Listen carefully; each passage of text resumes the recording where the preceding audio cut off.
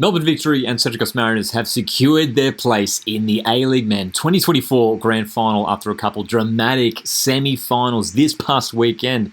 Let's talk about all the action. First of all, in New Zealand, an incredible occasion for Wellington Phoenix, the club. An incredible day for New Zealand football, selling out Sky Stadium, over 30,000 fans watching Wellington Phoenix taking on Melbourne Victory. And obviously this was it was an intriguing setup heading into this game, obviously with 0-0 in the first leg, a really tightly contested battle. Wellington Phoenix with the home advantage here. It was all set up for them. They named a solid, consistent lineup that has been working for them all season. And obviously in this match, they pushed a lot more. They created more opportunities. Ben Old, especially in that first half, was really, really dangerous. The one real major change for Melbourne Victory was Daniel Arzani came in from the start here. Again, interesting from Tony Popovic not to bring, the likes of Jake Brimmer into that starting lineup. Again, Ben Falami kept on the bench as well from the start. But a solid lineup here for Melbourne Victory. And it was a tightly contested first half. Some opportunities for both sides. But again, just sort of getting a feel for each other before the second half really opened up. And the chances really started to flow. Dama Traore scoring, breaking the deadlock in the 81st minute with an incredible strike. What a goal from a guy who's got so much experience when it comes to big, crucial games in the A-League. And this is up there with one of the best that he has scored. But all the drama came in at the end there of regular time when Oscar Zavada scored a stunning goal right at the end of regular time there. His final goal on a Phoenix shirt, and what a goal it was. The move forward so swift. I mean, Wellington Phoenix have done this so well this season, swiftly moving forward and cutting teams apart. Van Haddam flicking on the header, Barbarousis with the composure to nod it into the path of Zavada, who finished coolly past Paul Izzo. Obviously, there was the penalty, the penalty save earlier on in the game. That was a huge moment for Victory. And Paul Izzo, Alex Rufer again missing a penalty chance in a crucial game. But that moment for Zavada, I mean, even though despite the result here for Wellington Phoenix, I think that will live long in the memories of Wellington Phoenix fans. 32,000 plus fans going crazy when Oscar Zavada saved Wellington right at the end of regular time there, forcing the game to extra time. Chris Economides, though, showing up at the far post in extra time to nod home the crucial goal for Melbourne Victory.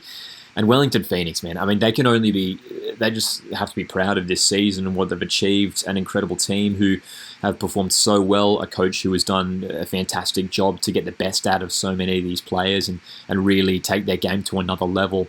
And I think the future is exciting for Wellington Phoenix. You see some of the young players who are getting more minutes in the side, the likes of Finn Sermon, Ben Old, even someone like Oscar Van Haddam off the bench as well. There's so much promising talent in this Phoenix squad. But Melbourne Victory, they just stepped up in the crucial moments. They had to really, really dig deep and hold on. As we looked at the stats here coming from Google, 27 shots in the end Phoenix managed to rack up as they were pushing towards the end of regular time and towards the end of extra time to get that second goal to push the game at least to a penalty shootout. Couldn't find it in the end. Disappointing for Wellington Phoenix. Melbourne Victory reaching their first grand final since 2018.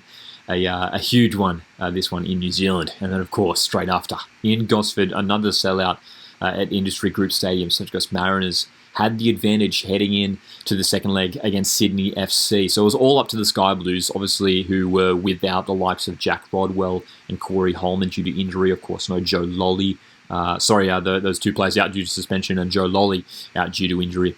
And again, you look at the lineup that Ufuk Taleb named. I think this is probably the strongest lineup he could have named considering the personnel that he had at his disposal. We saw Robert Mack and Fabio Gomez play together through the middle up top there. I like that Max Burgess was brought into the side. I think he's a fantastic player. Jordan Courtney-Perkins, again, he was deployed on that left wing. Luke Bratton as well. It was revealed, I think, that he fractured his foot or something like that. He was playing through pain, and it looked like at a couple moments that he might come from the field. He was in agony, but pushing through in the end. And the Sky Blues really did push the Mariners. And for the Central Coast, who again named this consistent lineup that has been working so well for them of late, just defensively so stubborn and so solid and so well organised. There were crucial moments in this game, some controversial moments, and there's plenty of debate over some of those refereeing decisions. Look, for a number of decisions, not just those decisions maybe regarding penalties or handballs, numerous fouls across the game. It could have swung either way. It did swing the way of the Mariners this time around.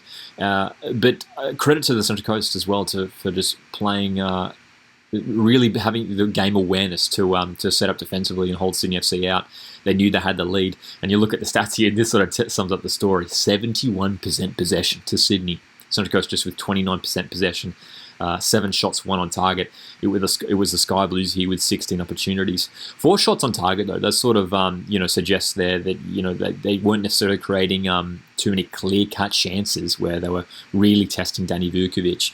There were a couple good opportunities, don't get me wrong, but Central Coast, they have to be applauded for their incredible defensive effort. And again, that back four, dude, of Storm Rue, Dan Hall, Brian Kaltak and Jacob Farrell have been unbelievable this season. I've done it once again, kept, again, another clean sheet here for the Central Coast, which has been another highlight of their season. So, Central Coast going through on aggregate 2-1, Victory going through 2-1 in the other semi-final, sets up a thrilling grand final. Stay tuned later in the week for my grand final prediction, the final one for this season.